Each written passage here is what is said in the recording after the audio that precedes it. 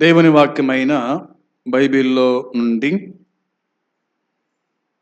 దినవృత్తాంతములు 2వ గ్రంథము 3వ అధ్యాయము మొదటి వచనము నుండి 17వ వచనం వరకు ఉన్నటువంటి మాటలు ధ్యానం చేస్తూ వస్తున్నాం. మొదటి వచనం చదివి ధ్యానం చేద్దాం. సొలొమోను యెరూషలేములో తన తండ్రి అయిన దావీదునకు యెహోవా ప్రత్యక్షమైనప్పుడు మోరియా పర్వతమందు దావీదు సిద్ధపరిచిన స్థలమున యెబూసీయుడైన ఒర్నాను కళ్ళమందు దావీదు ఏర్పరిచిన స్థలమున యెహోవాకు ఒక మందిరమును కట్టనారంభించెను అని ఉంది. దేవుడు ఈ మాటలను దీవించినట్లుగా ప్రార్థన చేద్దాం. ప్రార్థన. ప్రేమగల తండ్రి, మీకు వందనాలు, స్తోత్రం. చదువుకున్న లేఖనం దీవించండి, ఆశీర్వదించండి. చదవబోతున్న లేఖన భాగాలు కూడా దీవించి ఆశీర్వదించండి. వినడానికి వినగలే మనస్సు, గ్రహించగలే శక్తి దయచేసి సహాయం చేయండి. విశేషించి మమ్మలను మేము నీ వాక్యమునకు అప్పగించుకొని ఎంతో భయము కలిగి, భక్తి కలిగి, వాక్యానుసారంగా జీవించినట్లుగా సహాయపడుమని యేసుక్రీస్తు నామములో ఈ బలహీనుని బలపరిచి దీవించమని మీకు అప్పగించుకుంటూ యేసుక్రీస్తు నామమున ప్రార్థించి అడిగి వేడుకుంటున్నాము తండ్రి, ఆమేన్. సొలొమోను కట్టిన మందిరము, యేసుక్రీస్తు కట్టిన సంఘము అనే అంశం మీద మనము మాట్లాడుతూ వస్తూ ఉన్నాం. సొలొమోను కట్టిన మందిరం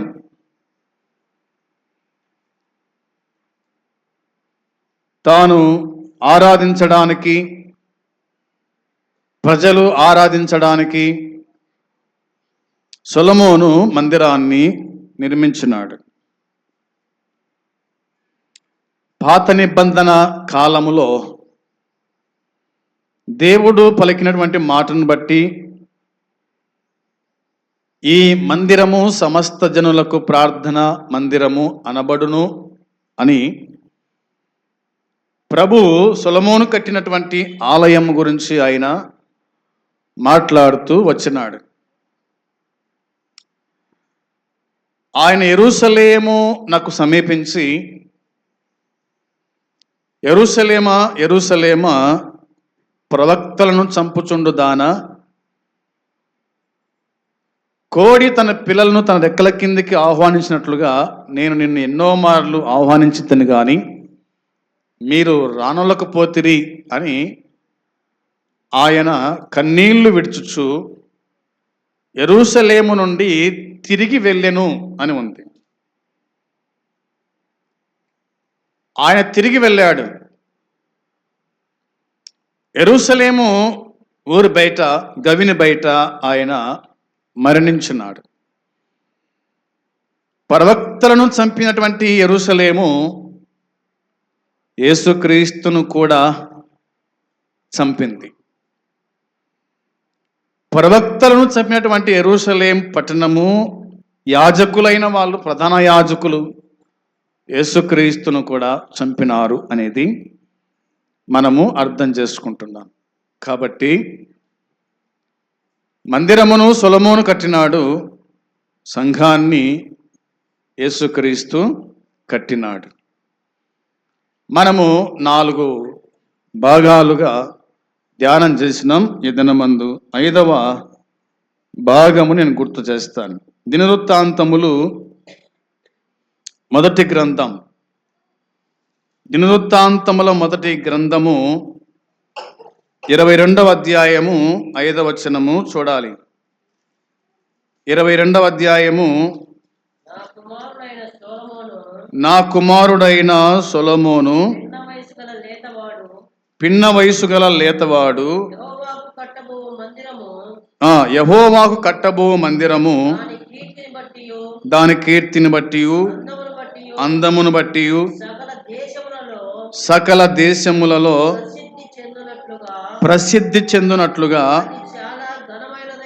అది చాలా ఘనమైనదై ఉండవలెను. కాగా దానికి కావలసిన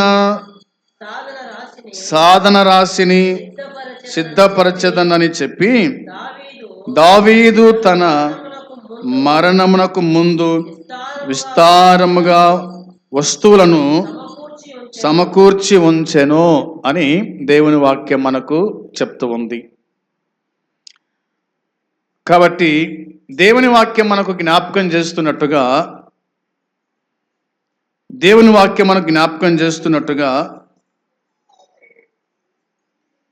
సొలొమోను గురించి దావీదు మాట్లాడుతూ ఉన్నాడు. దావీదు ఎప్పుడు మాట్లాడినాడు సొలొమోను గురించి?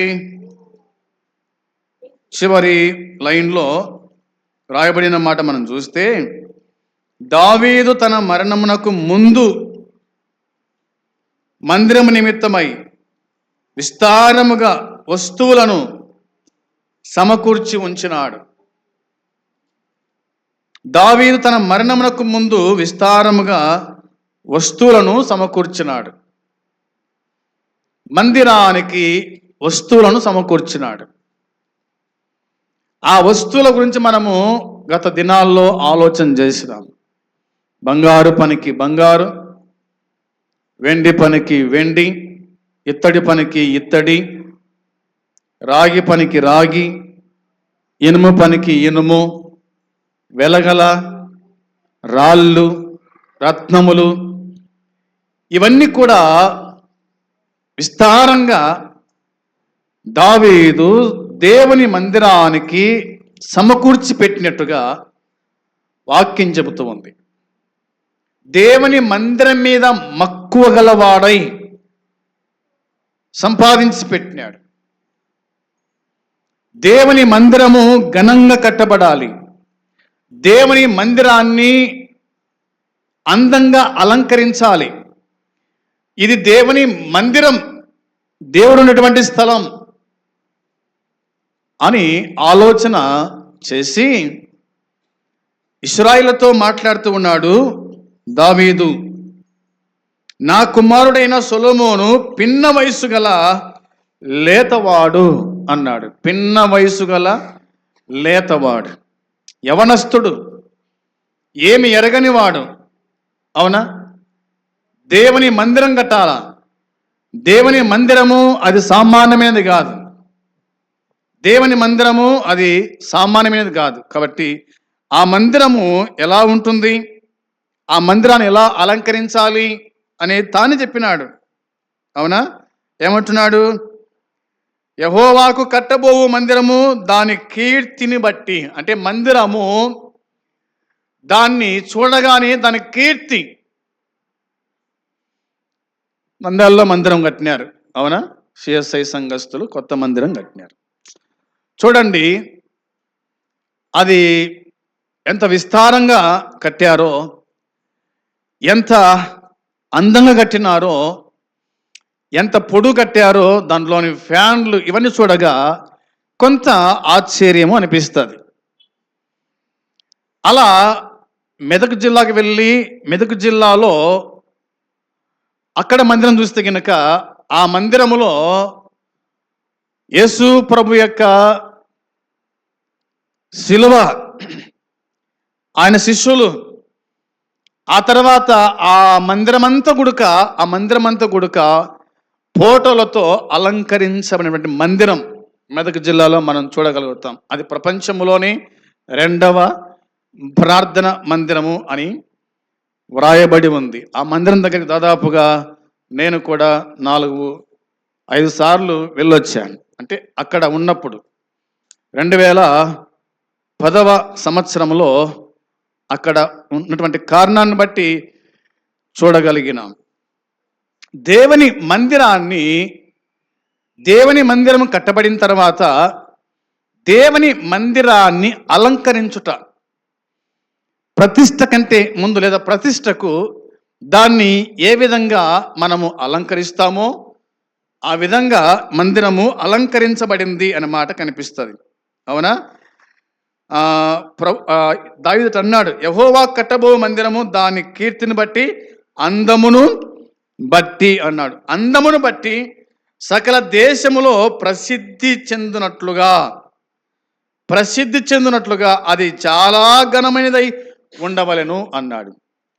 మానవుడు కట్టించేటువంటి ప్రార్థన మందిరమే ఎట్లున్నాలంట, అందమును బట్టి సకల దేశములలో ప్రసిద్ధి చెందినట్లుగా అది చాలా ఘనమైనదిగా కట్టబడాలి అన్నాడు. మందిరము అది ప్రసిద్ధి చెందాలా? నిజమే, సొలొమోను కట్టినటువంటి మందిరము ప్రసిద్ధి చెందింది. అంత మాత్రమే కాదు, దేవుడు సొలొమోనుకి ఇచ్చిన జ్ఞానం కూడా ప్రసిద్ధి చెందింది. దేశ విదేశాల నుంచి సొలొమోను చూడడానికి, సొలొమోను కట్టిన మందిరం చూడడానికి, దాని అలంకరణ, దాని అందం చూడడానికి ఎంతోమంది వచ్చినారు. అవునా? వారు ఇవ్వాల్సినంత ఇచ్చిపోయినారు. బంగారు, వెండి, సుగంధము, ఇట్లా గంధక వర్ణాలు ఇవన్నీ కూడా ఇచ్చిపోయినారు. అంటే ఆ దేవుని మందిరము చూసి ఆ దేవుని స్తుతించి ఆరాధించి, అవునా, ఆ యెరూషలేమునకు వచ్చి ఎంతోమంది ఆరాధించి వెళ్ళిన వాళ్ళు కూడా మనకు కనిపిస్తారు. అది అంత అందంగా అలంకరించబడిన మందిరముగా మనము చూస్తాం. ఇవన్నీ కూడా ఈ వచ్చిన భాగం మనకు బాగా గుర్తు చేస్తుంది. కాబట్టి సొలొమోను మందిరము బంగారుతోనూ అలంకరణలతోనూ వాళ్ళు అలంకరించినారు అనేది ఈ వచనము మనకు గుర్తు చేస్తూ ఉంది. ఇప్పుడు యేసుక్రీస్తు తన సురక్తమిచ్చి సంపాదించిన సంఘము ఎలా అలంకరించబడాలనో, ఎలా అలంకరించబడకూడదో ఆ సంగతి కూడా దేవుని దాసులైన వాళ్ళు వ్రాశారు. ఈ మందిరం ఎట్లా ఉండాలి అనేది కూడా కొంత మనము ఆలోచన చేద్దాం. ఆదిమ అపోస్తులు ఎలా జీవించాలనో, ఎలా జీవించకూడదో సంగతి జ్ఞాపకం చేశాడు. నేను వాటిని గుర్తు చేస్తాను. అపోస్తుల కార్యము 1వ అధ్యాయము 18వ వచనం చూడండి ఒకసారి. అపోస్తుల కార్యం 1వ అధ్యాయం 18వ వచనంలో ఒక మాట మనకు కనిపిస్తుంది. ఆ మాట చదువుదాం. ఈ యూద ద్రోహము వలన సంపాదించిన రూకలనిచ్చి ఒక పొలము కొనెను. అతడు తలక్రిందులుగా పడి నడిమికి బద్దలైనందున అతని పేగులన్నీ బయటికి వచ్చెను అని ఉంది. ఇక్కడ యూదా మనకు కనిపిస్తాడు. యూదా యేసు ప్రభు యొక్క శిష్యులలో చివరివాడు. అవునా? యేసు ప్రభు యొక్క శిష్యులలో చివరివాడు. శిష్యులందరూ కూడా ప్రభుతో పాటు ఉన్నారు. శిష్యులందరూ కూడా పవిత్రులు. శిష్యులందరూ కూడా ఆయన ఏర్పరచుకున్నటువంటి శిష్యులు కాబట్టి వారు పరిశుద్ధంగానే జీవించినారు. అయితే సంఘములో ఎలాంటి వాడు ఉండకూడదో, సంఘములో ఎలాంటి వాడు ఉండాలనో ఆ సంగతిని ఆయన జ్ఞాపకించినట్టుగా దేవుని వాక్యం చెబుతూ ఉంది. ప్రభు అయిన యేసు క్రీస్తుని అమ్మినటువంటి యూదాగా మనం చూస్తాం. ప్రభు అయిన యేసు క్రీస్తుని మరణమునకు అప్పగించిన యూదాగా మనం చూస్తాం. ఇలాంటి వాడు తనకు తానే ఆత్మహత్య చేసుకున్నాడు. అవునా?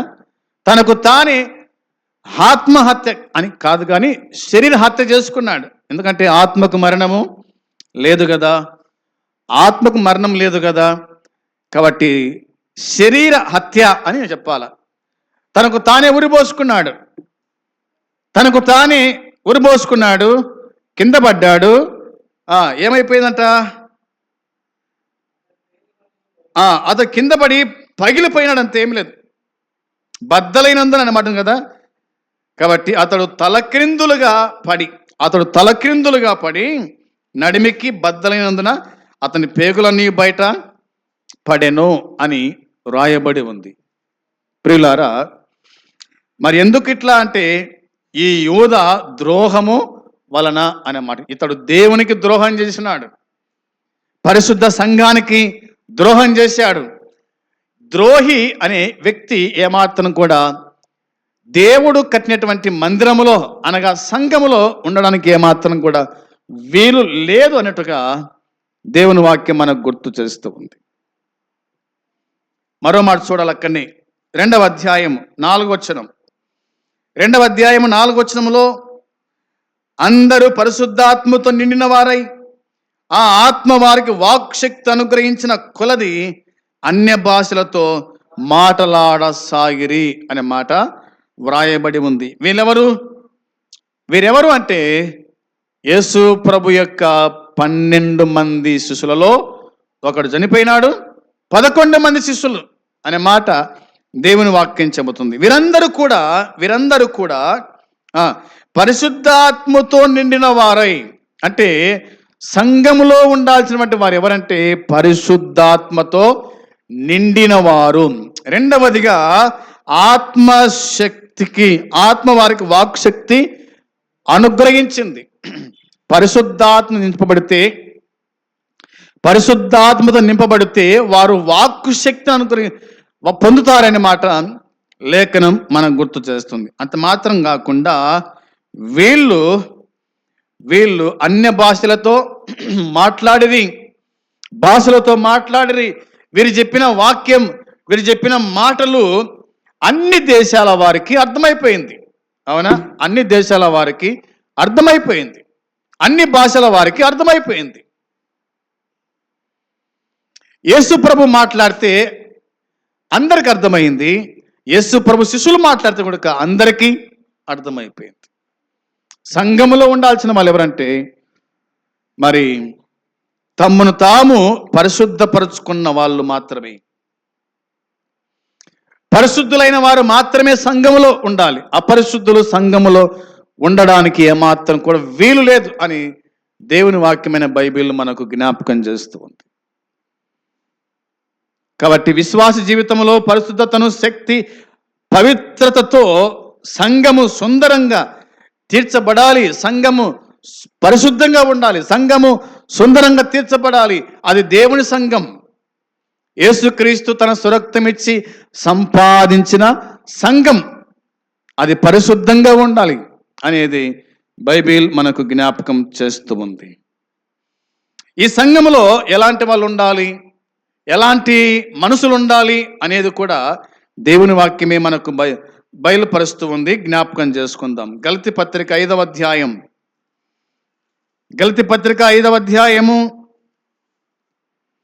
22వ వచనం, 5వ అధ్యాయం 22వ వచనంలో ఎలాంటి వారు ఉండాలి సంఘములో అనేది మనం చూడగా,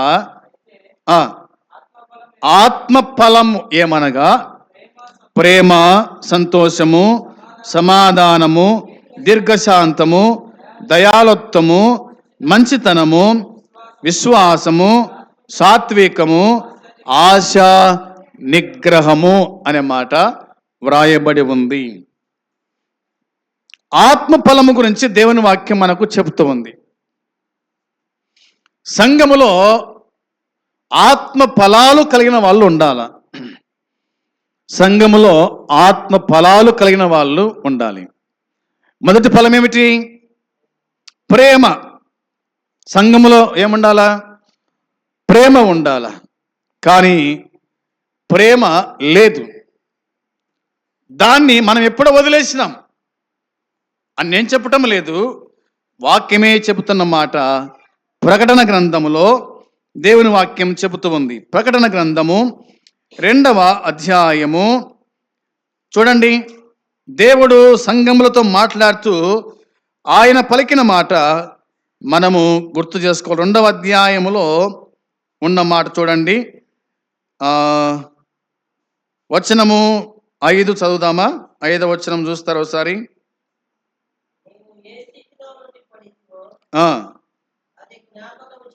జ్ఞాపకం చేసుకొని మారు మనసు పొంది చేయము.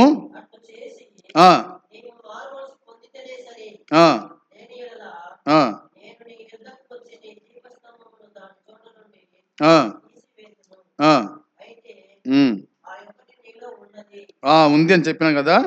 అయితే అక్కడ మరొక మాట ఉంటుంది. 4వ వచనం చూడండి, 4వ వచనం. అయినను మొదట నీకుండిన ప్రేమను నీవు వదిలితివని నేను నీ మీద తప్పు ఒకటి మోపవలసి ఉంది అనే మాట ఉంది. మొదట నీకుండిన ప్రేమను, సంఘము ప్రేమను కోల్పోయింది. సంఘము ప్రేమను కోల్పోయింది. సంఘములో విశ్వాసుల మధ్య ప్రేమ తగ్గిపోయింది. ఒకరి ముఖాలు ఒకరు చూసుకోలేకపోతున్నాం. కారణం ఏంటంటే ప్రేమ తగ్గిపోయింది. నిన్ను చూడగా నేను ముఖం నేలకేసుకుపోవడం, నువ్వు చూడగా నేను ముఖం నేలకేసుకొని పోవడం. సంఘములో మొదట ఉన్నటువంటి ప్రేమ తగ్గిపోయింది అనేది మనకు వాక్యమే చెబుతున్నమాట. కాబట్టి నీవు ఏ స్థితిలో పడితివో అది జ్ఞాపకం చేసుకొని మారు మనసు పొంది ఆ మొదటి ప్రేమను చూపించు అని దేవుని వాక్యము మనకు జ్ఞాపకం చేస్తూ ఉంది. నీకుండిన ప్రేమను వదిలితివన్నాడు. కాబట్టి ఈ 5వ అధ్యాయం మనం చూడగా మొదటిగా ప్రేమ అనే మాట కనిపిస్తుంది. రెండవది ఏమి లేదు, సంఘములో ఏముండాలా? ఒకటి ప్రేమ ఉండాలా. రెండవది సంఘంలో ఏముండాలా? సంతోషం ఉండాలా. ఏముండాలా సంఘంలో? ప్రేమ. రెండవది సంతోషం. అవునా? మనమందరం సంఘములో సంతోషంగా ఉండాలి. ఎందుకంటే మనం ఏర్పరచబడిన వాళ్ళం, మనము క్రీస్తు రక్తము చేత కడగబడిన వాళ్ళం, కొనబడిన వాళ్ళం. కాబట్టి మనలో సంతోషం ఉండాలి. ఒకటి ప్రేమ ఉండాలి, రెండవది సంతోషం ఉండాలి. సంతోషాన్ని కూడా మనము కోల్పోయినాం. మూడవది ఏముండాలి? సమాధానం ఉండాలి. అవునా? సమాధానం ఉండాలి. సహోదరుల మధ్య సమాధానము, సహోదరుల మధ్య సమాధానము ఉండాలి. కానీ ఇప్పుడు అసమాధానమే ఉంది, కానీ సమాధానం అంటూ ఏది కూడా మనకు కనిపించదు. ప్రేమ పోయింది, సంతోషం పోయింది, సమాధానం పోయింది. 4వదిగా దీర్ఘశాంతము, అంతకంటే మనకు కనిపించదు. దీర్ఘశాంతం, దయాలత్వము. అవునా? దయచూపేవారు లేరు. మంచితనము, మంచివాడు లేడు. విశ్వాసము లేదు, సాత్వికము లేదు, ఆశ నిగ్రహము అంతకంటే లేదు. కోల్పోయినాం. కాబట్టి సంఘములో ఉండాల్సినటువంటి విషయాలు, ఒకటి ప్రేమ, రెండవది సంతోషము, మూడవది సమాధానము, 4వది దీర్ఘశాంతము, 5వది దయాలత్వము, 6వది మంచితనము, 7వది విశ్వాసము, 8వది సాత్వికము, 9వది ఆశ నిగ్రహము. సంఘములో, సంఘస్థులలో ఇవి ఉండాలా అని దేవుని వాక్యము చెబుతుంది. వీటి వలన మనము అలంకరించుకోవాలా, సంఘాన్ని అలంకరించాలా, దేవుని సంఘాన్ని అలంకరించు వారమై ఉండాలి అనేది ఈ వచనాలన్నీ కూడా మనకు జ్ఞాపకము చేస్తాయి అనేది మనము గుర్తుంచుకునే వారుగా ఉండాలి. మరొక మాట గుర్తు చేస్తాను. ఈ మాట గుర్తు చేసి నేను ముగిస్తాను. చూడండి, పేతురు రాసిన మొదటి పత్రిక 3వ అధ్యాయము 3వ వచనము 4వ వచనం. పేతురు రాసిన మొదటి పత్రిక 3వ అధ్యాయము 3-4 వచనాల్లో జడలు అల్లుకొనుటయు, బంగారు నగలు పెట్టుకొనుటయు, వస్త్రములు ధరించుకొనుటయు అను వెలుపటి అలంకారము మీకు అలంకారముగా ఉండక, సాధువైనట్టు మృదువైనట్టునైన గుణమును అక్షయ అలంకారము గల మీ హృదయపు అంతరంగ స్వభావము మీకు అలంకారముగా ఉండవలెను. అది దేవుని దృష్టికి మిగులా విలువగలది.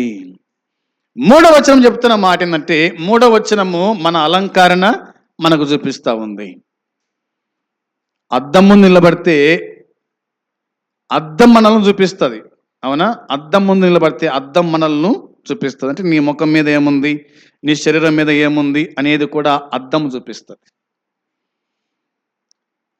కాబట్టి మనిషి యొక్క అలంకరణ, ఒకటి జడలు అల్లుకొనుట అని ఉంది. జడలు అల్లుకొనుట. జడలు అంటే ఎన్నొస్తాయి? జడ అంటే ఒకటి వస్తుంది, అవునా? జడలు అంటే ఎన్నో సయోంగా ఈ చెంప కొన్ని జడలు, ఈ చెంప కొన్ని జడలు, దానిలకు ఏమేస్తారు మళ్ళా పూసలు తొడిగిస్తారు కొంతమంది, అవునా? చిన్న చిన్న జడలు లేదు, ఇది అలంకరణ, అవునా? దేవుడు చెప్పిన మాటను మనం ధిక్కరిస్తున్నాము. జడలు అలుకునుట. రెండవ మాట ఏంది? బంగారు నగలు పెట్టుకుంటాయి. బంగారు నగలు పెట్టుకుంటాయి. ఉండొచ్చు, నీకు బంగారు నగలు ఉండొచ్చు, ఉంగరాలు ఉండొచ్చు, అవునా? అది కాదని చెప్పటం లేదు, కానీ సంఘములో మాత్రం ఇలాంటి అలంకరణ ఉండకూడదు. జడలు అలుకునుట, బంగారు నగలు పెట్టుకుంటాయి, మూడవది వస్త్రములు ధరించుకుంటాయి అను వెలపటి అలంకారం మీకు అలంకారముగా ఉండకూడదు. వెలపటి అలంకారం మీకు అలంకారముగా ఉండకూడదు. ఏ స్త్రీ అయినా ఏ పురుషుడైనా కానీ శరీరం కనిపించకుండా వస్త్రాలు ధరించాల్సింది, కానీ శరీరం కనిపెట్టట్టుగా వస్త్రాలు ధరించకూడదు. అది మనం ఎక్కువగా స్త్రీలో మనం చూస్తూ ఉంటాం. మీ శరీరం ఏమాత్రం కూడా కనిపించడానికి వీలు లేదు. వస్త్రధారణ కూడా చాలా సింపుల్గా ఉండాలి. ఎలా మన వస్త్రధారణ ఎలాగుంది? వస్త్రాల వల్ల కూడా నీ జీవితానికి అది ముప్పే కానీ అది అందం కాదు. అది కూడా మనకు వాక్యం చెబుతుంది. అయితే 4వ వచనం చెప్తున్న మాట ఏమిటంటే, 4వ వచనం చూడండి. సాధువైనట్టు మృదువైనట్టునైన గుణమును అక్షయ అలంకారము గల మీ హృదయపు అంతరంగ స్వభావం మీకు అలంకారముగా ఉండవలెను అనే మాట రాయబడింది. హృదయపు అలంకారం. క్రైస్తవురాన్లైన స్త్రీ తగుమాత్రపు అలంకరణ కలిగి ఉండాలనేదే దేవుని ఉద్దేశము. తిమ్మోతికి రాసిన మొదటి పత్రిక చూస్తారా ఒకసారి? తిమ్మోతికి రాసిన మొదటి పత్రిక 2వ అధ్యాయము 9వ వచనం. మొదటి తిమ్మోతి పత్రిక 2వ అధ్యాయము 9వ వచనం. మరియు స్త్రీలను అనుకువయు స్వస్థ బుద్ధి గలవారై ఉండి తగుమాత్రపు వస్త్రముల చేతనే గాని జడలతోనైనను బంగారుతోనైనను ముత్యములతోనైనను మిగుల వెలగల వస్త్రముతోనైనను అలంకరించుకొనక దైవ భక్తి గలవారమని చెప్పుకొను స్త్రీలకు తగినట్టుగా సత్క్రియల చేత తమ్మును తాము అలంకరించుకొనవలెను అని ఉంది, అవునా?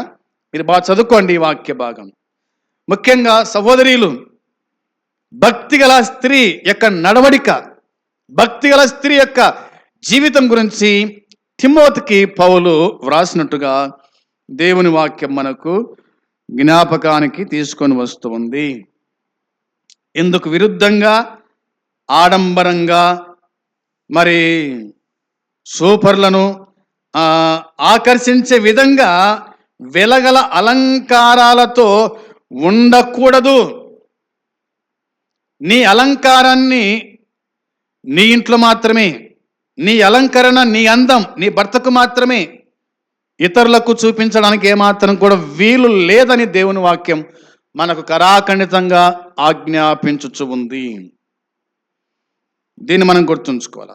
ఒక స్త్రీ తన భర్త కుటుంబంలోని ఇతరుల జీవితాల కొరకైన దేవుని ఇష్టాన్ని నెరవేర్చడానికి సహాయకారిగా తన్ను తాను అలంకరించుకోవాలి అన్నదే దేవుని వాక్యం మనకు గుర్తు చేస్తూ ఉంది. అలా చేస్తేనే అది దేవుని మహిమ పరచగలదు. ఒక భక్తి గల క్రైస్తవ గృహిణిలోని సాధువైన మృదువైన ఈ స్వభావాన్ని దేవుడు అత్యంత విలువైనదిగా ఆయన మరి ఇష్టపడుతున్నాడు, ఆయన కోరుతూ ఉన్నాడు. దేవుడు కోరింది మనం చేయాలి, కానీ మనకు నచ్చినట్లుగా మనం ఏమాత్రం కూడా చేయకూడదు అని దేవుని వాక్యమైన బైబిల్ మనకు గుర్తు చేస్తూ ఉంది. ఒక మాట చూడండి, అలా గుర్తు చేస్తాం. మత్తయి సువార్త 11:29లోని మాట. మత్తయి సువార్త 11వ అధ్యాయము 29వ మాట మనం చూడగా 11:29 చూడండి. నేను సాత్వికుడను దీన మనసు గలవాడను గనుక మీ మీద నా కాడి ఎత్తుకుని నా యుద్ధం నేర్చుకునండి, అప్పుడు మీ ప్రాణములకు ముప్పు అన్నాడా? ముప్పు అన్నాడా? ఎప్పుడు ముప్పు వస్తుంది మన ప్రాణములకు?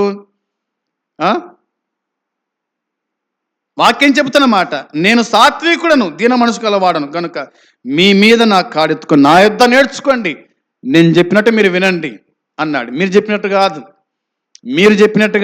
నేను చెప్పినట్టు మీరు వినండి, మీరు బాగుపడతారు. మీ శరీరం ఆశపడుతుంది, అవునా? మీ శరీరానికి కోరికలు చాలా ఉండవచ్చు. అలంకరించుకోవాలా, అవునా? జడలు అల్లుకోవాలా, పూలు పెట్టుకోవాలా, అవునా? బంగారు నగలు దిగేసుకోవాలా, మీకు ఉండొచ్చు. కానీ అది దేవుడు ఏమాత్రం కూడా ఇష్టపడటము లేదు.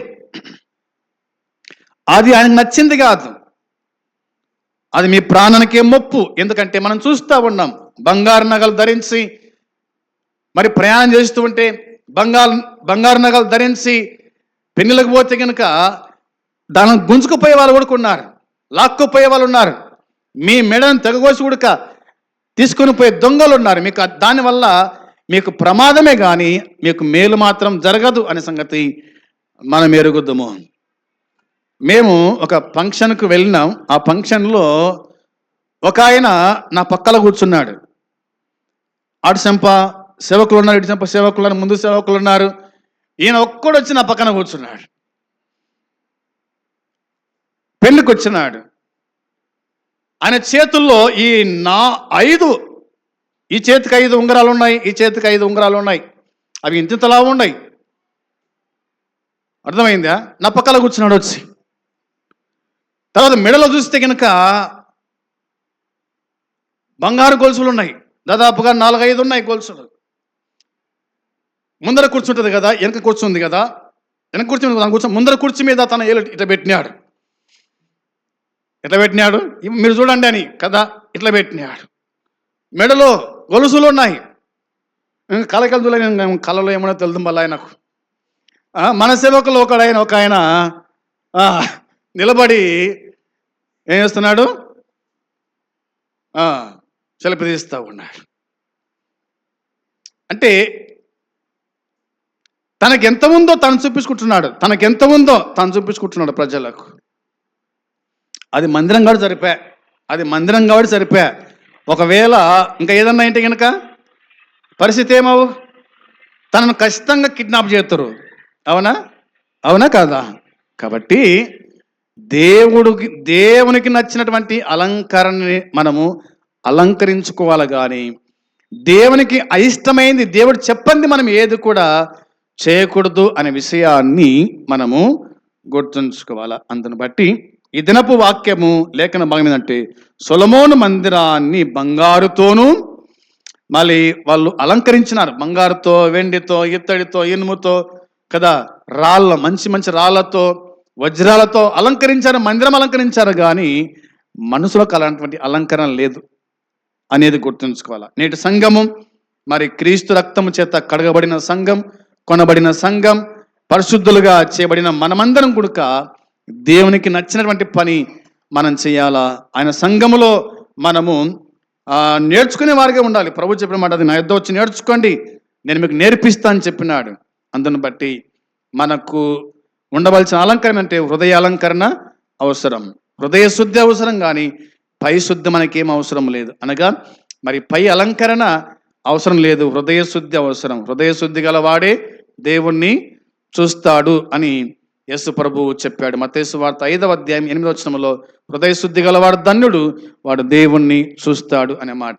అందుకోసమే హృదయ అలంకరణ మనకు మంచిది అన్న సంగతిని జ్ఞాపకం చేసుకుంటూ ప్రభు సన్నిధిలో మనము ముందు కొనసాగుదాం.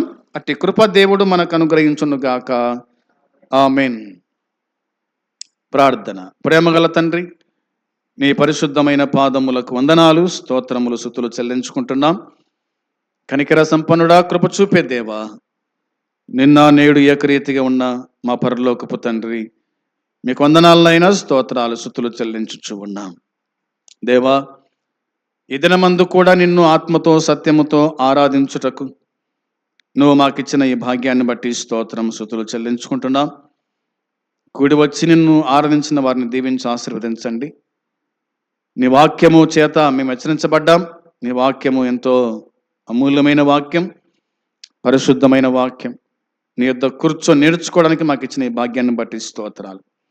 చేరవచ్చిన ప్రతి కుటుంబం దీవించండి, వెళ్తున్న దీవించి పంపండి. మరలా ఈ విధంగా కలుసుకొని నీ వాక్యాన్ని విని వాక్యానుసారంగా జీవించినట్లుగా సహాయపడమని మీకు అప్పగించుకుంటూ యేసయ్య పరిశుద్ధమైన నామమున ప్రార్థించి అడిగి స్తుతించి వేడుకుంటున్నాము తండ్రి. ఆమేన్. పరలోకమందున తండ్రి ప్రేమ, మన ప్రభు అయిన యేసుక్రీస్తు కృప, పరిశుద్ధాత్మ సన్నిధి సహవాసము కూడి వచ్చిన మనకు సకల పరిశుద్ధులకు ఎప్పుడు ఎల్లప్పుడూ సదాకాలము తోడై ఉండునుగాక. ఆమేన్. అందరికీ వందనాలు.